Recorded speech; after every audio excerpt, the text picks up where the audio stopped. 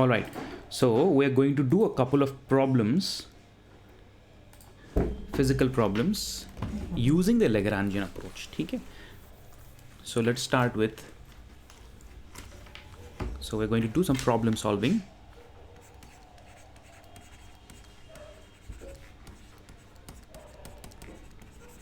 using the Lagrangian approach.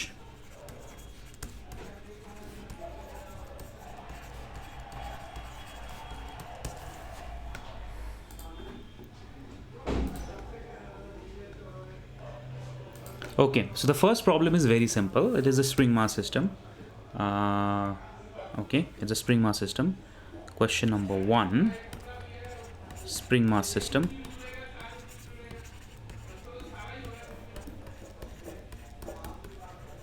My audio is clear, guys? Yes sir. ठीक है, घर पे थोड़ा सा काम हो रहा है तो इसलिए थोड़ा सा नॉइज़ आ सकता है बैकग्राउंड में, बट उसको इग्नोर कर दीजिएगा. So the spring mass system में let's suppose you take the most simplistic example of a spring mass system, which is some kind of a spring attached to a mass on one end and some kind of a pivot to another end, which is in some kind of a force free space. मतलब कोई gravity नहीं, कुछ भी नहीं है. ठीक है, अगर आपके पास कोई ऐसा spring system है and that spring system is attached to some kind of a mass m. Now Newtonian approach में इसको कैसे करते हैं आपको मालूम है, you already know that. So for example आप अगर इस स्प्रिंग को जो है थोड़ा एक्सटेंड कर देते हैं तो इस स्प्रिंग में कुछ फोर्स लगता है, फोर्स लगता है, and because of that force then there is a nature of a force F is equal to minus k x, then you apply the Newton second law, है ना, and then you solve the problem. That is the way to do in Newtonian approach. But what if we want to do it in let's suppose the Lagrangian approach. So for example spring mass system in otherwise a force free space, no gravity, no friction whatsoever, otherwise a force free space. So first of all, in the spring mass system, what is the number of degrees of freedom here?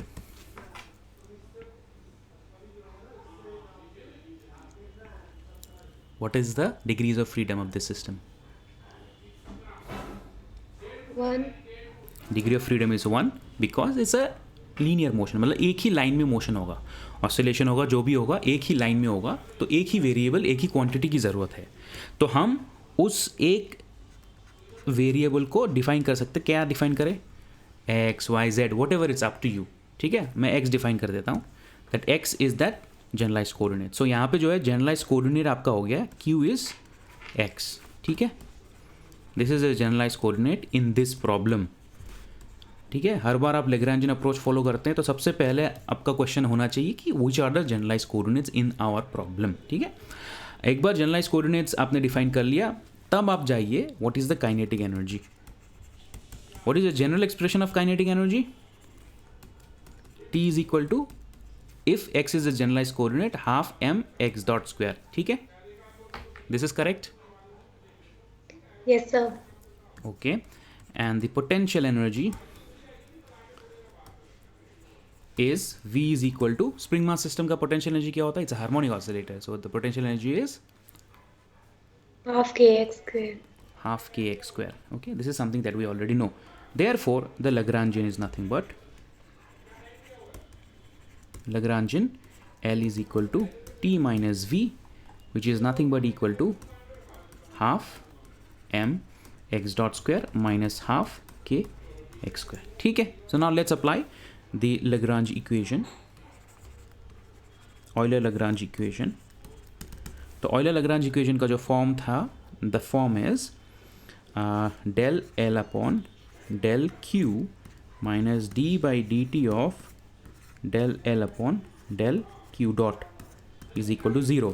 यहाँ पे Q सिर्फ एक ही है, तो therefore हमारे पास सिर्फ एक ही इक्वेशन ऑफ मोशन आएगा, only one equation of motion. अगर एक से ज़्यादा जनरलाइज कोऑर्डिनेट्स होते तो हमारे पास दो या दो से ज़्यादा इक्वेशंस ऑफ मोशंस आएंगी. यहाँ पे सिर्फ एक है तो एक ही इक्वेशन ऑफ मोशन आएगा, and that is del L upon del x minus d upon dt del L upon del x dot is equal to 0. तो इसको सॉल्व करने के लिए हमें कुछ टर्म्स की ज़रूरत है. Okay, so we need to know what is del L upon del X. कितना है? What is del L upon del X? minus kx. Minus kx, very good. What is del L upon del X dot? mx dot. Mx dot, very good. So therefore d by dt of del L upon del X dot is equal to mx double dot. तो यहाँ पे इसको substitute कर देते हैं. Let us substitute all of this here. ये सारा कुछ यहाँ पे सब्सटीट्यूट कर देते हैं. So if I substitute here, then this simply becomes del L upon del X is equal to minus kx minus d by dt. This is d by dt. So this is mx double dot is equal to 0. So this is nothing but mx double dot plus kx is equal to 0, and this is x double dot plus k upon mx is equal to 0, or x double dot plus omega square x is equal to 0, where omega square is equal to k upon m. This is a second order differential equation that has a standard solution. What is the solution of this kind of a differential equation? Anybody can tell me? What is the solution of this kind of a differential equation? So x equal to x naught sin omega t or x naught cos omega t. It is the equation of simple harmonic motion. Very good. This is the equation of simple harmonic motion. लेकिन हम constants को assume नहीं कर सकते कि वो same है. ठीक है ना, तो मैं अलग अलग ही लिख देता हूँ. So x at any given point in time is equal to a sin omega t plus b cos omega t. अब a और b क्या है वो तो इनिशियल वैल्यूज़ के ऊपर ही डिपेंड करेगा. इनिशियली उसकी वेलोसिटी क्या है, इनिशियली उसका डिस्प्लेसमेंट क्या है. सो फॉर एग्जांपल अगर मैं इनिशियल वैल्यूज़ लेता हूँ, if I say initial values, can you give me some initial values? Can you give me some initial values? Let's suppose at t is equal to 0, x t is equal to 0 is equal to x naught. ठीक है, this is one initial value. And at t is equal to 0, let's suppose is velocity x dot at t is equal to 0 is equal to 0. मतलब मैंने spring mass system को खींच के उसको x not distance पे छोड़ दिया. उसको कोई इनिशियल वेलोसिटी नहीं दी मैंने, उसको छोड़ दिया. I just pulled it and left it. Fine. So if I apply these two, मतलब इन दो कंडीशंस के लिए इनिशियल वैल्यूज़ को मैं अगर अप्लाई करता हूँ, then let's suppose this is equation number 1. The form of the equation number 1 is going to become at t is equal to 0, x naught is equal to a sin 0 plus b cos 0. तो ये हो गया 0. so this is equal to b, और x naught is equal to b. ये एक आ गया. And again अगर हम इसका फर्स्ट ऑर्डर डेरिवेटिव लेते हैं, x dot is equal to a omega cos omega t plus नहीं माइनस आ जाएगा, minus b omega sin omega t. So at time t is equal to 0, at t is equal to 0, x dot at t is equal to 0 is 0. So this is equal to a omega cos 0 minus b omega sin 0, or 0 is equal to a omega. Omega is not equal to 0. That much I can say because k and m are not 0. Therefore a is equal to 0. तो आपका क्या आ गया? b is equal to x naught and a is equal to 0. So under these initial conditions, your solution becomes finally xt is equal to x naught cos omega t. This is your solution. The nature of motion will be such that it will be simple harmonic. You can in fact draw some kind of a graph that if you draw how the position along the x-axis is varying with respect to time, then cos के लिए इस तरह का आएगा graph आपका, है ना. This is the solution of SHM for the spring mass system. Fine.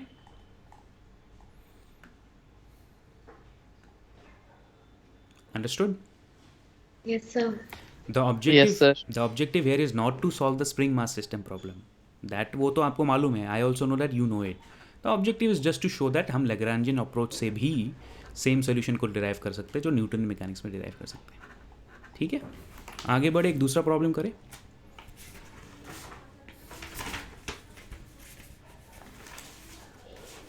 Next problem करें बेटा. Yes, sir. Yes, sir. All right, so let's go to question number 2. Question number 2 is same question that we did some time back. एक दो हफ्ते पहले हमने करा था, which is a disk rolling down an inclined plane.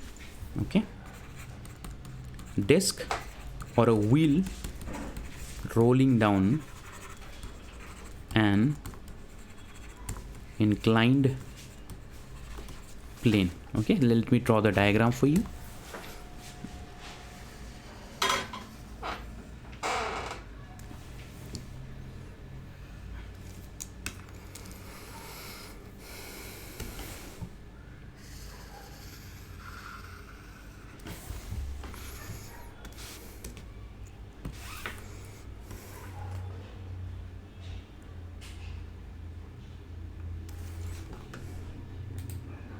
So this is your disc. ठीक है, और ये डिस्क जो है वो it is rolling downwards, so it is accelerating downwards as well as it is rotating. ठीक है, it has some kind of a radius capital R, it has a mass m. ठीक है, और लेट्स सपोज ये यहाँ से शुरू होता है, इसका जो सेंटर ऑफ मास है वो यहाँ से शुरू होता है, and it has a height of, ये ground है, it has a height of h,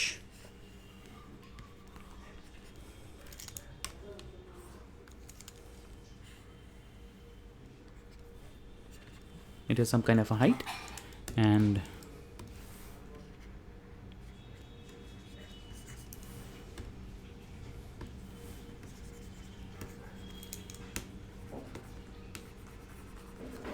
क्या हो गया, मीडियम इरेजर.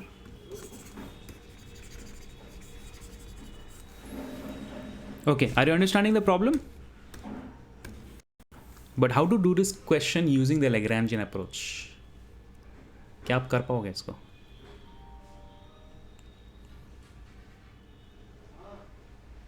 न्यूटन इन मेथड से तो हमने किया था इसको, if you remember. I think we did this question, but how to do it using the Lagrangian approach?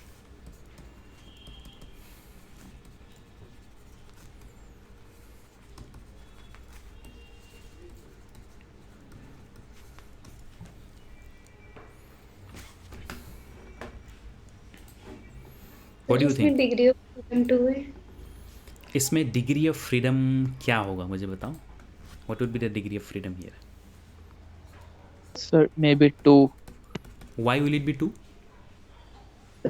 एक तो ट्रांसलेशन कर रहा है और एक रोटेशन मोशन भी है, तो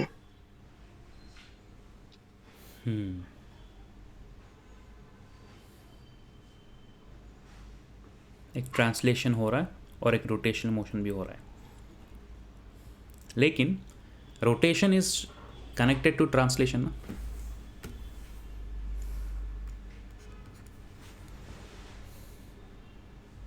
तो इफ़ आई फाइंड आउट कि ट्रांसलेशनल एक्सेलरेशन कितना है, तो हम रोटेशनल एक्सेलरेशन को फाइंड आउट कर सकते हैं. कर सकते कि नहीं? तो अगर नो स्लीपिंग होगा तो अगर नो स्लीपिंग हो, चलो ठीक है, हम नो स्लीपिंग ही मानते हैं. यूजुअली स्लीपिंग केसेस करते नहीं है. No slipping. अच्छा, उसकी हाइट की वजह से पोटेंशियल एनर्जी होगी, हाइट की वजह से पोटेंशियल एनर्जी होगी. ठीक है, ओके ओके. तो उस कारण मतलब उसका डिग्री ऑफ फ्रीडम 2 होगा. उस कारण डिग्री ऑफ फ्रीडम 2 कैसे हुआ?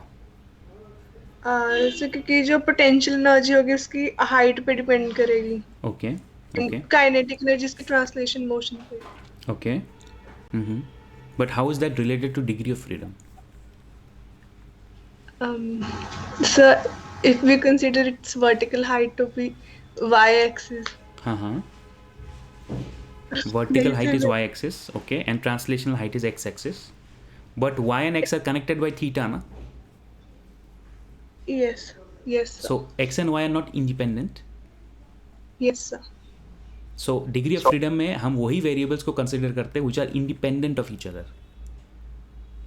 बट अगर हमें थीटा मालूम है तो एक्स डिस्प्लेसमेंट और y displacement are connected by theta. Yes, sir.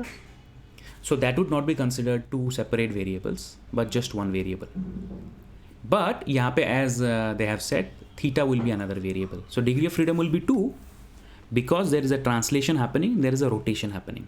However, हम अगर इस प्रॉब्लम में इक्वेशन ऑफ मोशन ट्रांसलेशन के पॉइंट ऑफ व्यू से ऑब्टेन कर लेते हैं, ए कितना है, तो ए और एल्फा को हम रिलेट कर सकते हैं if there is no slipping,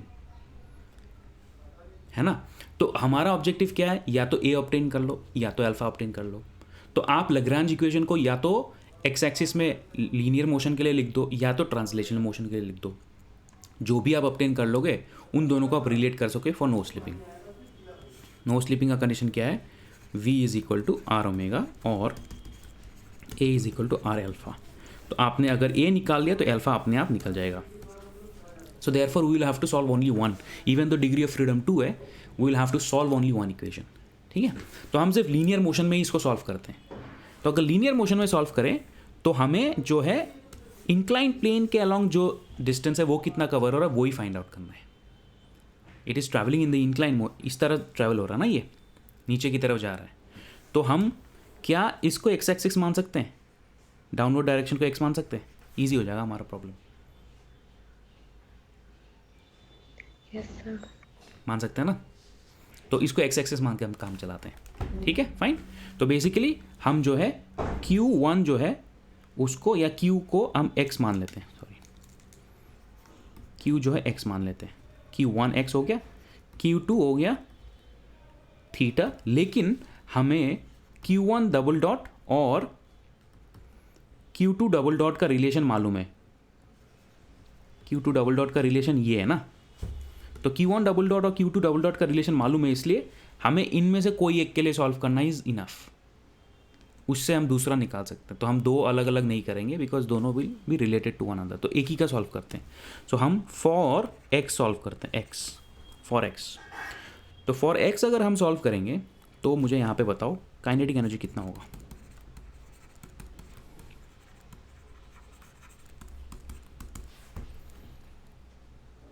x is basically x is the displacement along the inclined plane, along the x-axis. X is the displacement along the x-axis. Half mx dot square kinetic energy. half Mx dot square. mx dot square. This is enough या इसमें कुछ और addition होगा.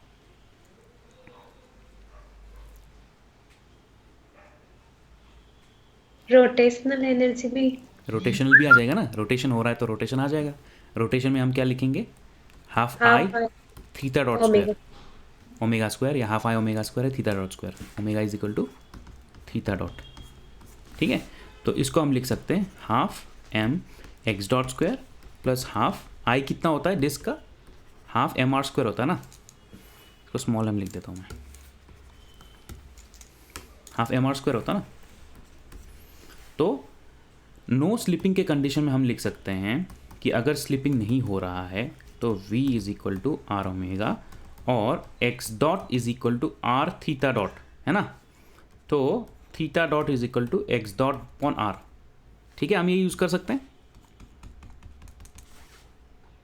अगर हम इसको use करते हैं यहाँ पे तो ये क्या बन जाएगा, ये थीटा डॉट के जगह पे आएगा x dot upon r whole square आ जाएगा, है ना. So this is equal to half m x dot square plus 1 upon 4 r square cancel m x dot square. This is fine. Yes, sir. So this is 1 upon 4. तो ये हो गया 3 upon 4 m x dot square. This is the kinetic energy. If it is a disk, if there is no slipping happening under these two conditions. अगर ring होगा तो ring का moment of inertia अलग है. रिंग के लिए फिर यहाँ पे अलग आपको चेंजेस करने पड़ेंगे, ये आप यही नहीं यूज़ कर सकते if for ring. So for disc तो क्वेश्चन में अगर रिंग दिया हुआ है तो फिर अलग हो जाएगा. ठीक है, क्वेश्चन में अगर स्फीयर दिया है तो फिर अलग हो जाएगा। तो डिपेंड्स अपॉन द क्वेश्चन। मैंने डिस्क इसलिए मेंशन किया है क्योंकि डिस्क का मोमेंट ऑफ इनर्शिया आपको यूज़ करना है। ठीक है, तो आपका ये हो गया हाफ प्लस 4 और 2 + 1 3/4 mx²। ठीक है, now the next question is what is the potential energy. हम यहाँ पे फोर्सेस के साथ डील ही नहीं कर रहे, ना ग्रेविटी के साथ ना फ्रिक्शन के साथ। ठीक है, हम सिर्फ एनर्जी के टर्म्स के साथ डील कर रहे हैं। पोटेंशियल कितना होगा, कोई बता सकता है मुझे यहाँ पे?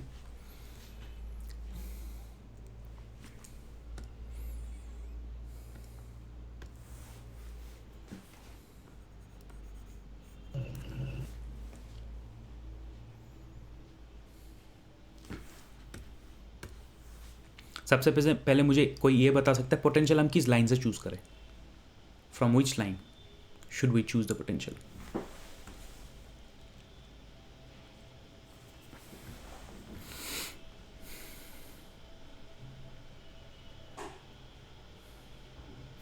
कोई मुझे ये बता सकता है कि पोटेंशियल हम किस लाइन से चूज करें, क्या इससे हमारे कैलकुलेशंस में कोई फर्क पड़ेगा?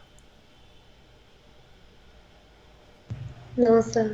हाँ, लास्ट टाइम मैंने दिखाया था कि पोटेंशियल की आप कोई भी लाइन चूज करो, रेफरेंस लाइन, तो इससे हमें कैलकुलेशन में कोई फर्क नहीं पड़ेगा।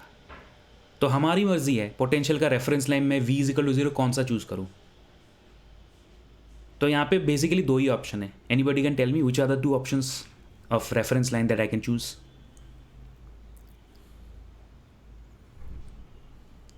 विच आर द 2 ऑप्शंस? सर या तो ग्राउंड या फिर सेंटर ऑफ डिस्क। या तो ग्राउंड या फिर starting point of the centre of disc. Okay sir. या तो ग्राउंड या फिर starting point of the centre of disc. तो लेट्स सपोज आपका जो डिस्क है वो यहां से शुरू हुआ, तो ये आपका स्टार्टिंग पॉइंट है। तो ये स्टार्टिंग पॉइंट हुआ, तो यहाँ से यहाँ तक जाने में ये स्टार्टिंग पॉइंट हुआ। तो आपका ये या तो ये रेफरेंस है या तो मैं ये रेफरेंस चूज करता हूँ, starting point of centre of disc, या तो मैं ये रेफरेंस चूज करूँ, ग्राउंड। आप जो भी रेफरेंस चूज करेंगे आपका आंसर और मेरा आंसर सेम ही आएगा। ठीक है, तो मैं जो है स्टार्टिंग पॉइंट से चूज कर लेता हूं, मैं इसको v = 0 मान के चलता हूं। ठीक है, फेयर है। आप ग्राउंड को मान सकते हो, you can do the calculations ground को मान करके। फाइनली आपका आंसर और मेरा आंसर सेम आएगा। Shall I choose the starting point as the v = 0 reference line?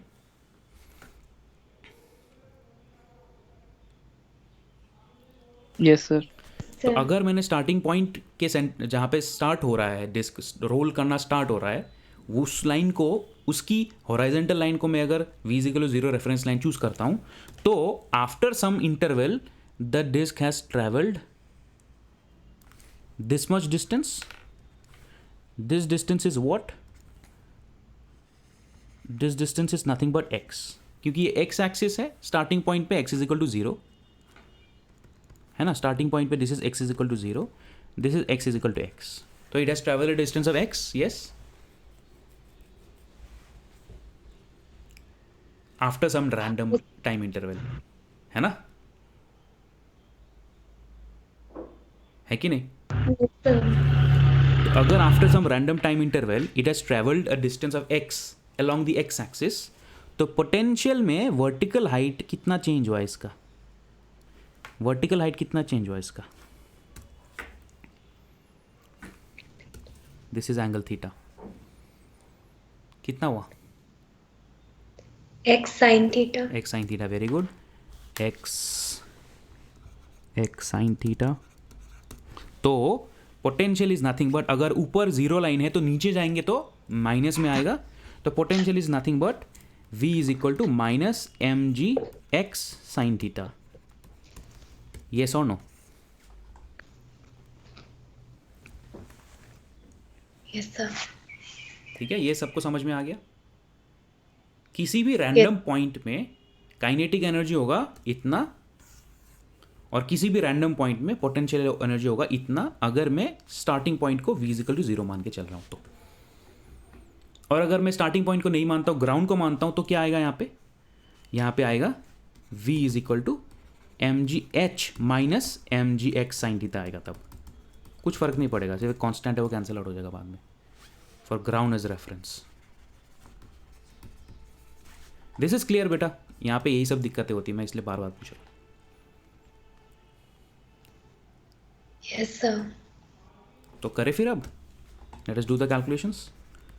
So Lagrangian L is equal to t minus v. So t is equal to 3 upon 4 mx dot square minus minus plus mgx sine theta.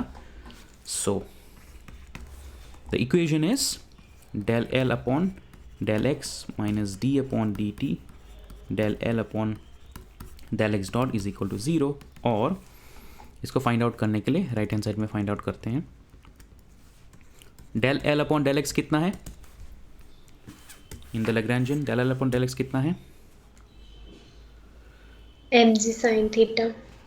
M g sine theta.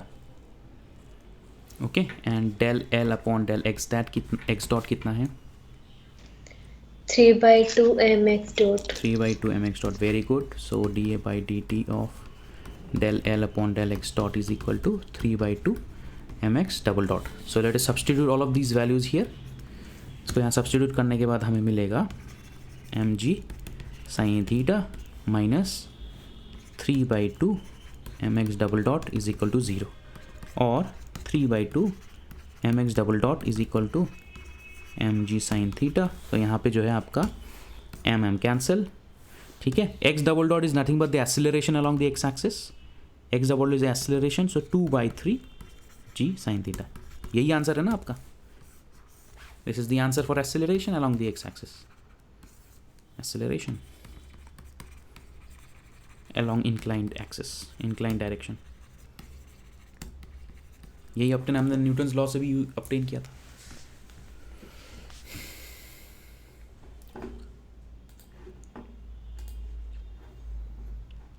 Is this clear?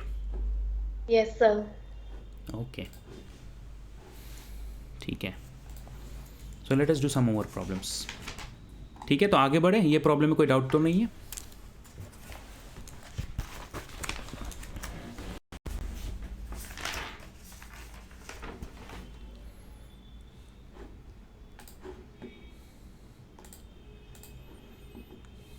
Last class में somebody asked me कि Lagrangian को polar coordinates में कैसे करते हैं, वो थोड़ा सा कन्फ्यूजन है. Who was that student?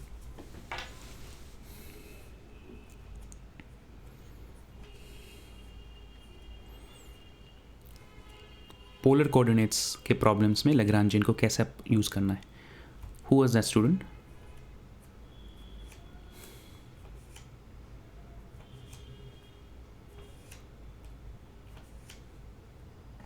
Absent? Because I have a question related to that. तो आप अगर क्लास में हो तो अच्छा होगा, आपकी डाउट क्लियर हो जाएगा. और क्या?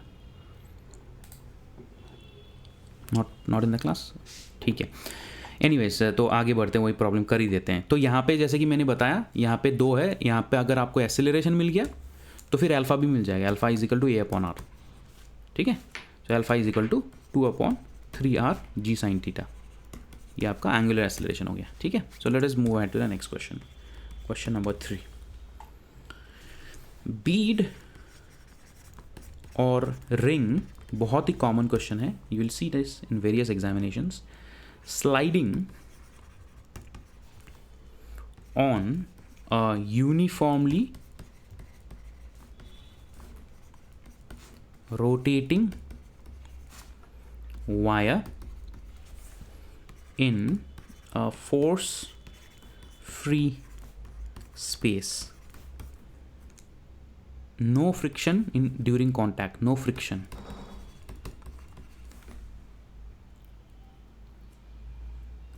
During contact and no friction for no contact friction.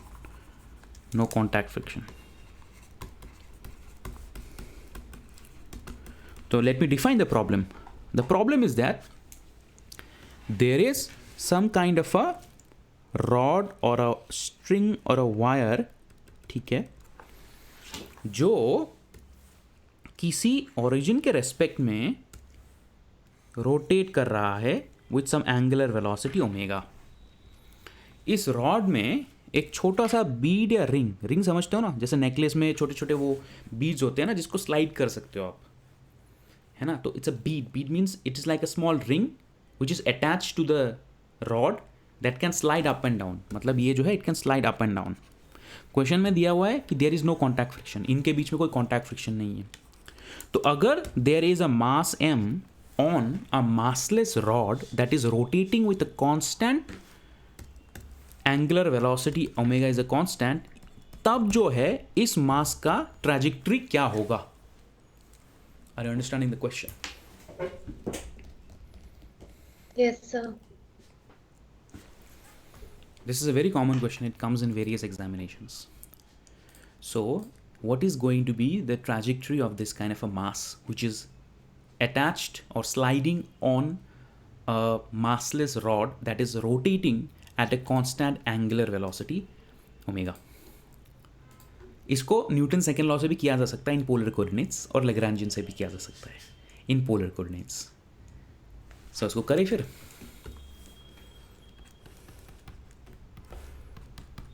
जिन्होंने पूछा था कि पोलर कोऑर्डिनेट से दिक्कत है, he is not present in the class today. चलो यार, आपने मिस कर दिया फिर। सर या सर उसको पता नहीं था क्लास है, तो अभी ज्वाइन कर रहा है सर। ओके ओके, ठीक है ठीक है। So let me repeat the question. आपके पास एक मासलेस रॉड है, और ये मासलेस रॉड जो है रोटेट कर रही है with constant angular velocity omega, और इस मासलेस रॉड के ऊपर एक छोटा सा मास है जो स्लाइड कर सकती है आगे पीछे, ठीक है। तो इस the small mass m is constrained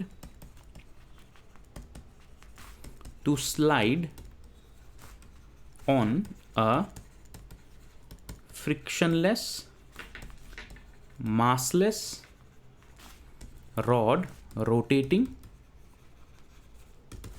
with constant angular velocity। अब मैं आपसे पूछता हूं कि इसमें डिग्रीज ऑफ फ्रीडम कितनी है, कोई बता सकता है? इस मास के लिए, for this mass what is the degree of freedom?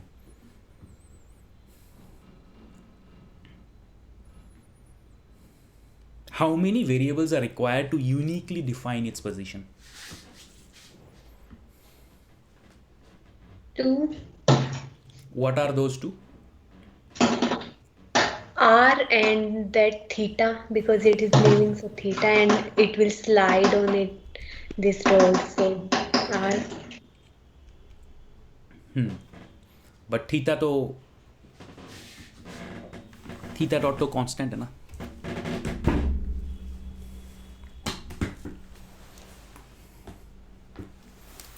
Theta dot is a constraint, it's given in the problem.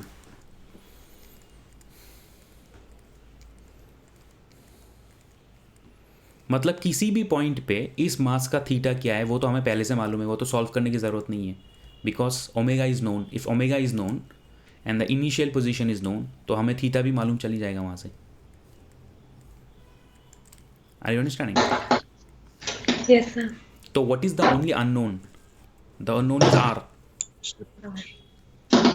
Sir r ही होगा सिर्फ, क्योंकि सर मास की आर चेंज होगा सर, वो उस पे मूव करेगा नहीं।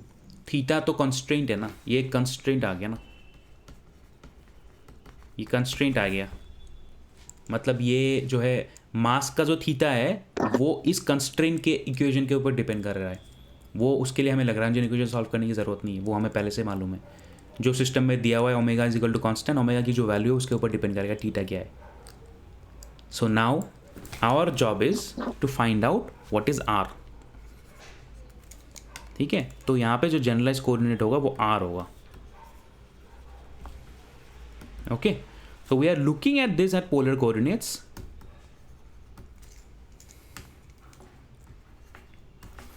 पोलर कोऑर्डिनेट पे हम r के टर्म्स पे सॉल्व करेंगे इसको, ठीक है, because theta is already known.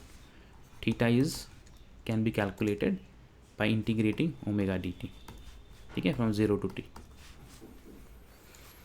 Now If this is true, then what is the kinetic energy of mass m? T क्या होगा बताओ?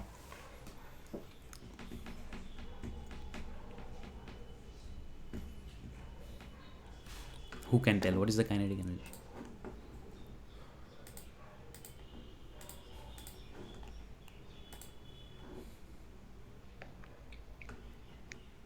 Half mr dot square. Half mr dot whole square. No. Half mr R. dot square. Half mr dot square. Anybody else? What is the kinetic energy of a particle in polar coordinates?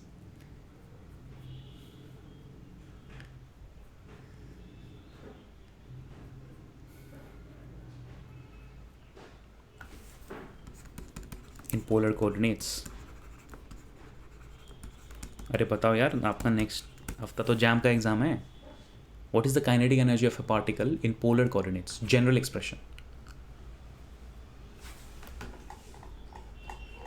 X y axis में तो kinetic energy half m v square है ना. X y axis में क्या है?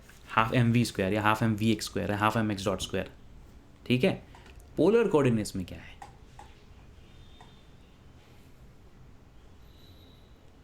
Sir half m r dot square plus half m r square theta dot square. Yes, this is one what you are missing. Okay, so half mv square basically. This is kinetic energy na, velocity square. What is the velocity in polar coordinates?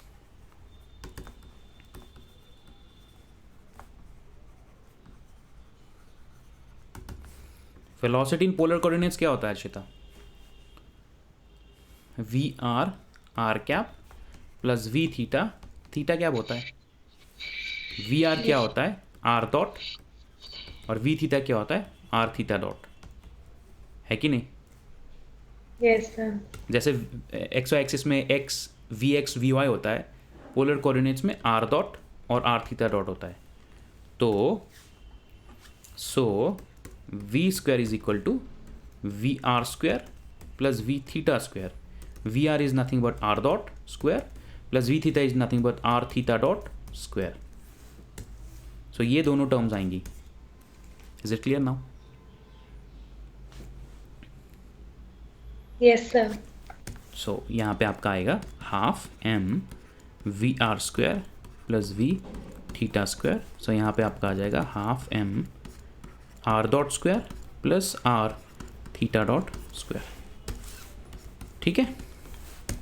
This is your potential energy. What is the kinetic energy? Sorry, this is your kinetic energy. What is the potential energy? Potential energy क्या होगा? What is the potential energy?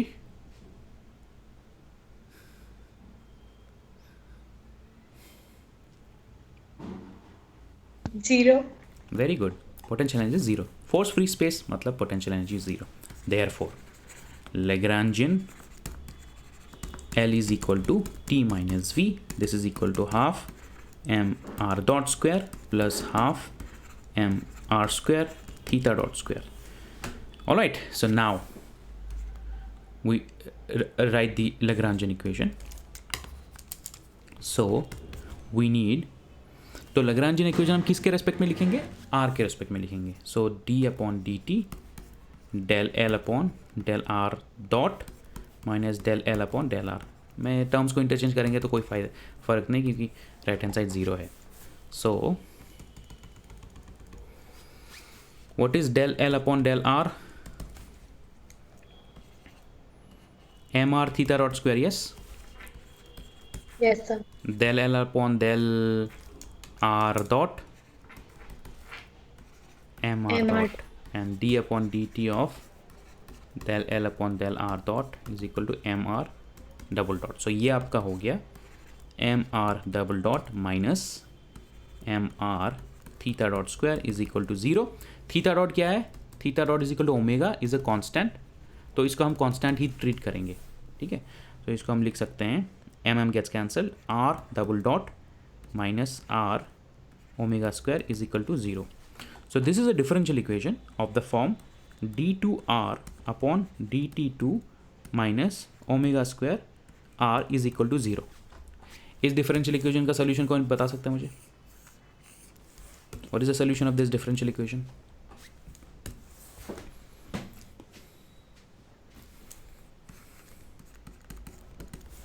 What is the standard solution of this differential equation?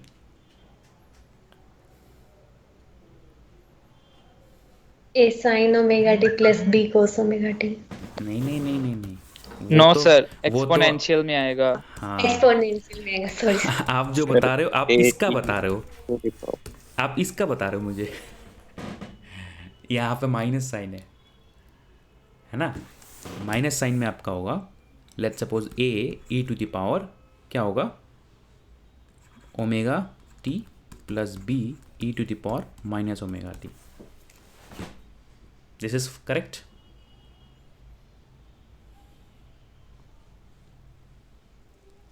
Yes sir.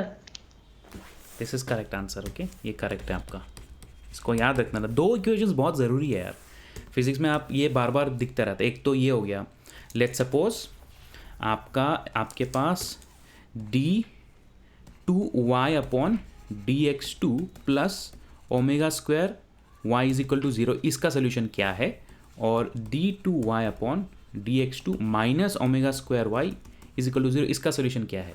ये मतलब बहुत ही ज़रूरी है, ये आपको याद रखना इज़ बेटर. इसका जो सोल्यूशन है वो एक्सपोनेंशियल के टर्म्स पे आता है, श्रोडिंजर्स इक्वेशन में देखा होगा, जिसको हम साइन के टर्म्स पे कन्वर्ट कर सकते हैं, और इसका जो सोल्यूशन है वो इसके टर्म्स पे आता है. इन दो सॉल्यूशंस को याद रखना इज़ वेरी इंपॉर्टेंट, बहुत बार आते रहते हैं. ठीक है, तो ये हमारा सोल्यूशन हो गया. हम इसको फर्दर कर सकते हैं एनालिसिस. देखो this is the solution for this exponential increase and decrease. तो इसको अगर हम फर्दर एनालिसिस करेंगे तो क्या आएगा, लेट्स सपोज हम बोल देते हैं, इनिशियल कंडीशंस दे देते हैं. ठीक है, थोड़ा सा विजुअलाइज करने के लिए इनिशियल कंडीशंस दे देते हैं कि at t is equal to 0 r at t is equal to 0 is r naught position में था, and at t is equal to 0 its velocity is r dot is equal to 0. मतलब हमने कोई velocity नहीं दिया, रेस्ट पे था at time t is equal to 0. तो जब रॉड रोटेट करना शुरू करती है तो इसका सोल्यूशन क्या होगा. ठीक है, तो करके देखते हैं. सो हम इसमें अप्लाई कर देते. So at t is equal to 0 is equal to a e to the power 0 plus b e to the power 0. तो ये क्या हो गया फिर, नहीं सॉरी ये 0 नहीं है, r naught. So r naught is equal to a plus b. ठीक है, ये इक्वेशन आ गया. ठीक है, और दूसरा जो है r dot is equal to omega a e to the power omega t minus omega b e to the power minus omega t. So at t is equal to 0 r dot is equal to 0 is equal to omega a e to the power 0 minus omega b e to the power 0, और a minus b is equal to 0 और a is equal to b. तो अगर हम इन दोनों को combine कर देंगे, a is equal to b, अगर हम इन दोनों को कंबाइन कर देंगे तो हमें क्या मिलेगा, using both a is equal to b is equal to r naught upon 2, है ना. So finally solution for r given conditions is r t is equal to r naught upon 2 e to the power omega t plus e to the power minus omega t. इसका जो है visualisation कैसा होगा, कोई मुझे बता सकता है इसका विजुअलाइजेशन कैसा होगा इस सोल्यूशन का.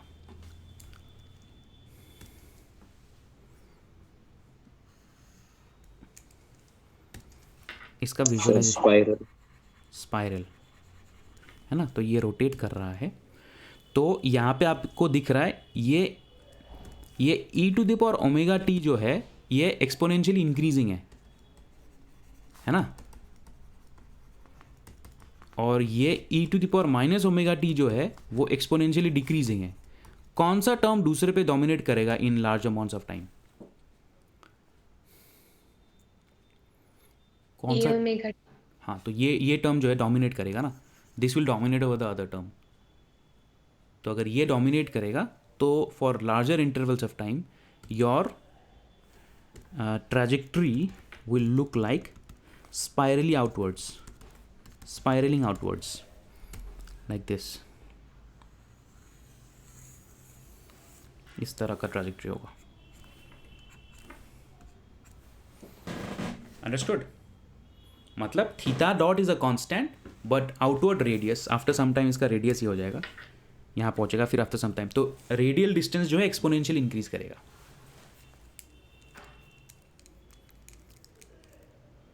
अंडरस्टूड? Yes, sir. जिस स्टूडेंट को पोलर कोऑर्डिनेट से दिक्कत था, he has join the class.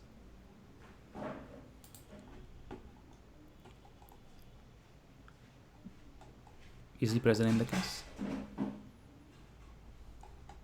All right. So this is one way of doing it. एक और प्रॉब्लम करते हैं, वेरी मच ऑब्वियस प्रॉब्लम जिसको पोलर कोऑर्डिनेट्स में किया जा सकता है. बहुत इंटरेस्टिंग प्रॉब्लम. तो आगे बढ़ते हैं, थोड़ा सा ही टाइम है, तो हम ये क्या होगा ना, इससे थोड़ा सा आप यूज टू हो जाओगे लैग्रेंजियन अप्रोच से, and you will see the beauty of it that it's not very difficult at all. It's not at all difficult. तो ये हो गया आपका question number 3. Let's do question number 4. Question number 4, simple pendulum. Simple pendulum को आपने Lagrangian approach में किया है? Yes sir. मैंने करा था क्या last year? No sir, AMP में किया. ओके, लैग्रेंजियन अप्रोच में. ओके ठीक है, चलो कोई बात नहीं, कर देते हैं for the sake of this thing, because हम डबल पेंडुलम करेंगे, स्प्रिंग पेंडुलम करेंगे, तो सिंपल पेंडुलम से शुरुआत कर देते हैं. ठीक है, तो आपके पास एक सिंपल पेंडुलम है, आपको मालूम है सिंपल पेंडुलम क्या होता है. Some kind of a mass m attached to some kind of a massless string which is attached to some kind of a pivot and it oscillates along the arc of a circle.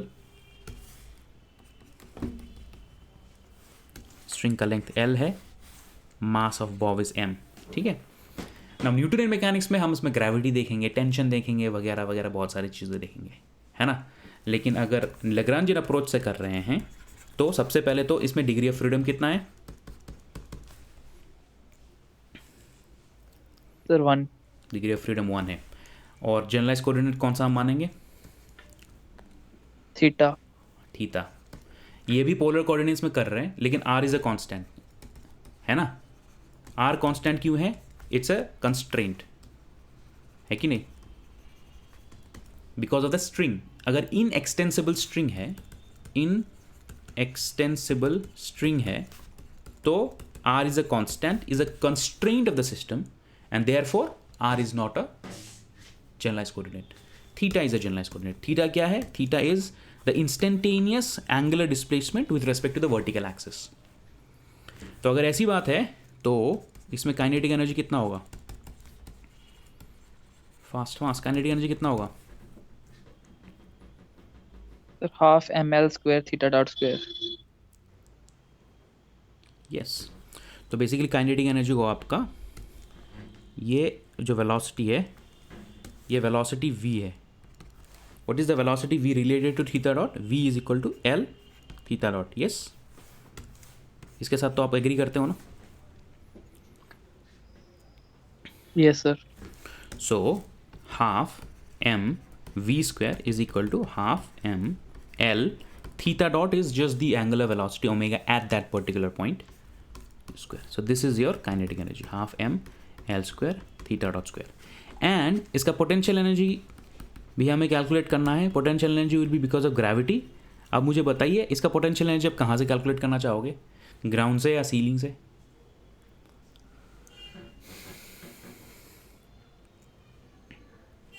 Ceiling से कर लेते हैं ना, वो easy रहेगा. मतलब मैं इसको v is equal to 0 reference line मान लेता हूँ. अगर मैं इसको v is equal to 0 reference line मान लेता हूँ, तो किसी भी instantaneous position will be this particular height. This height is how much? l sine theta. Yes. तो आपका पोटेंशियल एनर्जी v कितना होगा? Minus m g l sine theta. Minus इसलिए है क्योंकि v is equal to 0 line ऊपर है. अगर v is equal to 0 line cos नीचे थीटा आएगा ना? cos theta, sorry, this is cos theta. चलो, at least one student is noticing my calculations. So this is cos theta. Minus इसलिए क्योंकि वो v is equal to 0 line ऊपर है. अगर मैं ग्राउंड को चूज करता तो फिर वहाँ पे आ जाता h minus m g l cos theta आ जाता। This is clear to everyone? किसी को कोई डाउट है यहाँ पे मैंने काइनेटिक और पोटेंशियल एनर्जी ऐसे क्यों लिखा है?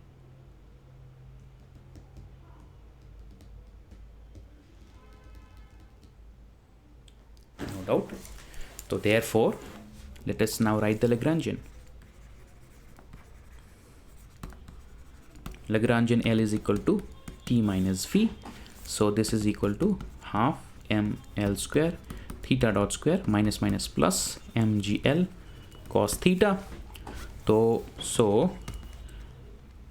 यहाँ पे जो Lagrangian है वो होगा del L upon del Q minus d by dt of del L upon del Q dot is equal to 0। तो Q क्या है हमारा यहाँ पे? Q है थीटा। तो हमारा जो इक्वेशन आएगा वो थीटा के टर्म्स पे आएगा। अरे अंडरस्टैंडिंग? सो ये आएगा आपका थीटा के टर्म्स पे minus d upon d t del L upon del theta dot is equal to 0। तो यहाँ पे del L upon del theta कितना है?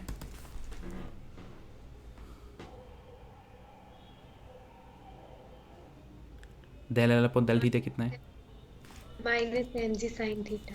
Minus m g l sine theta and del L upon del theta dot is equal to m l square theta dot and d by d t of del L upon del theta dot is equal to m l square theta double dot. तो इसको यहाँ पे अगर हम substitute करेंगे तो what I will get is minus m g l sine theta minus m l square theta double dot is equal to 0 और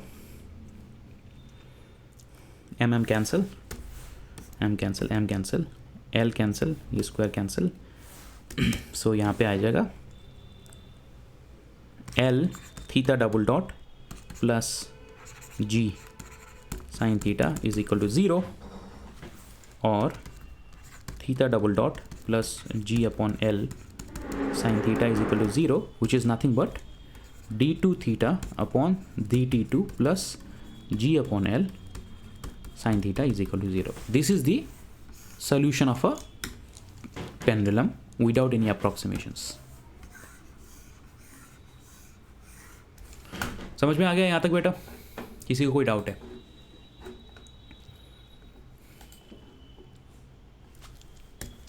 ना इसको एक्चुअली सॉल्व करने के लिए ये जो इक्वेशन है ये सॉल्व करना इतना आसान नहीं है जो मैंने येलो में मार्क किया हुआ है। इसमें हम कुछ अप्रॉक्सीमेशंस लगाएंगे तो ही हम एनालिटिकली सॉल्व कर सकते हैं। What kind of approximation can we make here? For small theta, sin theta is approximately equal to theta. Yes, small angle approximation. Small angle का मतलब है कि हम पेंडुलम को सिर्फ छोटा सा एंगल से ही डिस्प्लेस करेंगे, बड़े एंगल से डिस्प्लेस नहीं करेंगे। अगर बड़े एंगल से डिस्प्लेस करेंगे तो उसका जो सोल्यूशन है वो सिंपल हार्मोनिक नहीं होता है। छोटे से एंगल से अगर हम डिस्प्लेस करेंगे तो let's suppose theta is very small, so theta is near about equal to sine theta. ऐसे सिचुएशन में आपका इक्वेशन बन जाता है d two theta upon d t two plus g upon l theta is equal to 0। तो इसको हम लिख सकते हैं d two theta upon d t two plus omega square theta is equal to 0। इसका सोल्यूशन क्या है बताना?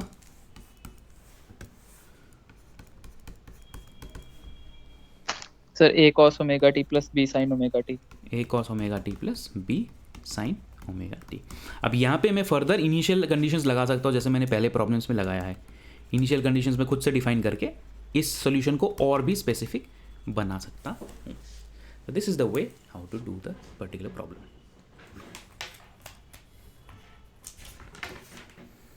ठीक है, आई होप आप लोगों को समझ में आ गया है। Time is almost up. मैं एक छोटा सा प्रॉब्लम आपको एज अ होमवर्क देना चाहता हूँ, आप इसको खुद से ट्राई कीजिएगा। ठीक है, एक होमवर्क प्रॉब्लम दे देता हूँ। ठीक है, the problem is question number 5 ना, homework problem. So this is 4 problem. Problem is a spring pendulum. Spring pendulum में क्या है, आपका एक सीलिंग है, उस सीलिंग के साथ जो है एक मास अटैच्ड है, लेकिन जो मास अटैच्ड है वो मास जो है इनएक्सटेंसिबल स्ट्रिंग से अटैच नहीं है बल्कि एक स्प्रिंग से अटैच्ड है। तो ये जो स्प्रिंग है वो ये पेंडुलम ऐसे भी मूव कर सकता है और ये जो स्प्रिंग है वो ऐसे भी आ सकता है।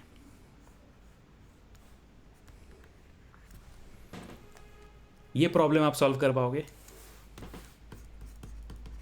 Find solution of motion,